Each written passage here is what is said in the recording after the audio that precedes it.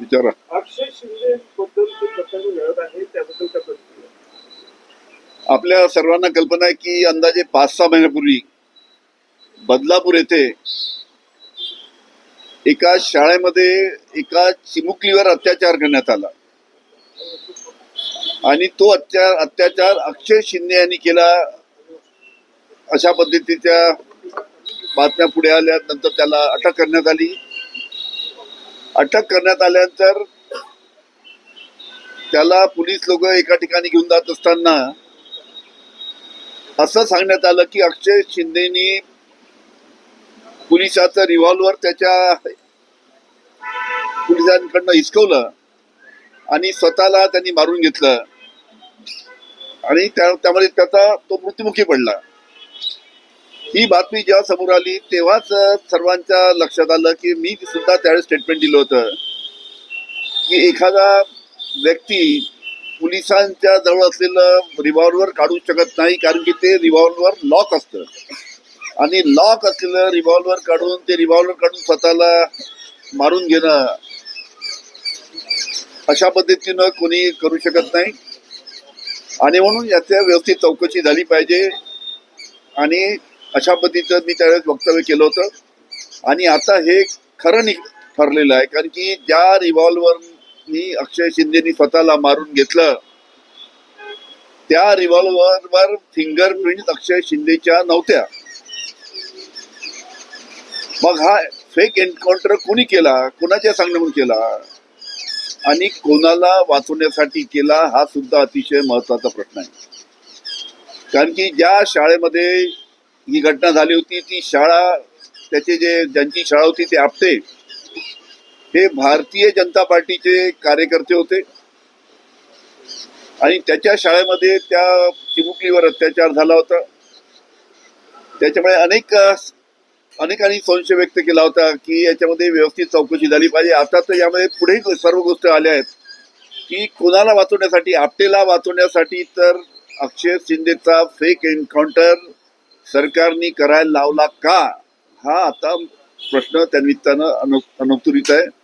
याची सखोल चौकशी झाली पाहिजे आणि फेक एन्काउंटर कोणी करायला लावला, कोणाच्या दबावाखाली करायला लावला आणि कोणाला वाचवण्यासाठी करायला लावला, हा प्रश्न आज अतिशय महत्वाचा आहे.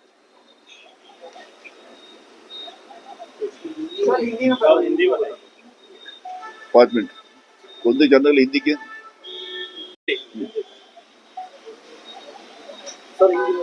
बताइए.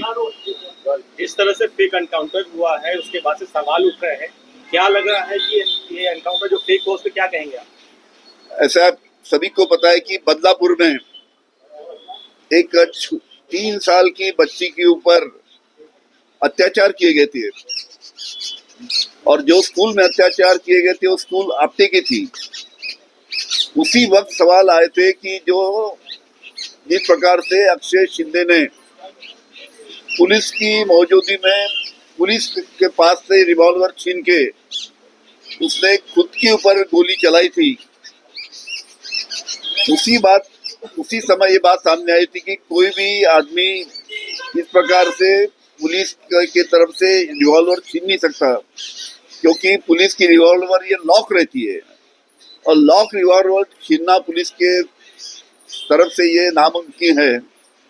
और करके इसके बारे में चिंता जताई थी और आज ये मामला सही निकला, क्योंकि जिस रिवॉल्वर से अक्षय शिंदे ने खुद के ऊपर गोली दागी वो रिवॉल्वर के ऊपर अक्षय शिंदे के फिंगरप्रिंट नहीं है.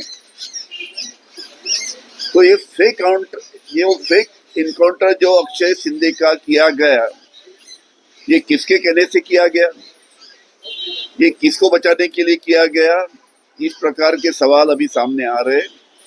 क्योंकि ये जो स्कूल थी, ये जो स्कूल में घटना घटी है वो आपटे उसके मालिक थे स्कूल के, उनकी वो स्कूल थी और वो आपटे ये भारतीय जनता पार्टी के बड़े कार्यकर्ता है. करके इस बात की पूरी चौकसी होना चाहिए कि ये फेक इनकाउंटर क्यों किया गया और किसको बचाने के लिए ये फेक इनकाउंटर अक्षय शिंदे का किया गया. आपको क्या लगता है किसने करवाया और क्यों करवाया, क्या मकसद हो सकता है? अभी ये सामने आना चाहिए. हमारी तो शंका है कि शायद शासन के मतलब शासन के दबाव के कारण इस प्रकार का फेक इनकाउंटर किया गया है, इस प्रकार की चर्चा उस टाइम भी थी और आज ये बात सामने आई है।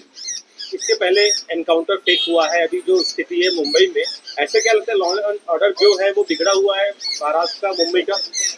देखिए, इसके बारे में काफी चर्चा हुई है मुंबई में ही, सभी महाराष्ट्र में। आप देखिए जिस प्रकार से घटना घट रही है, नागपुर की बात देखिए, नागपुर में किस प्रकार से मर्डर यहाँ पे हो रहे हैं, पूना में कोयता गैंग बड़ा एक्टिव है, मुंबई में क्या हुआ है सभी को पता है। तो ये इसके ऊपर सरकार ने गौर करना चाहिए, लॉ एंड ऑर्डर की परिस्थिति किस प्रकार से इसमें सुधार आए, इसके लिए राज्य शासन ने और होम डिपार्टमेंट ने काम करना चाहिए। Thank you. पुरावे काय प्रकरणामध्ये पुरावे जे आहेत ते तुमच्या हाती काय आलेले आहेत? माहितीच्या आधारे हे सगळं आहे का तुमच्या हाती काही पुरावे आहेत? त्या बातम्या समोर येत आहेत, जो रिपोर्ट इथे आले आहेत, हायकोर्टाने म्हटलंय की याच्यामध्ये जे फिंगरप्रिंट जे रिव्हॉल्वर जे होते ते अक्षय शिंदेचे नाही, असा रिपोर्ट जो न्यायालयीन चौकशी झाली होती तो रिपोर्ट हायकोर्टासमोर आलेला आहे आणि हायकोर्टाने म्हटलं की याच्यामध्ये 5 पोलिसांवर कारवाई करा।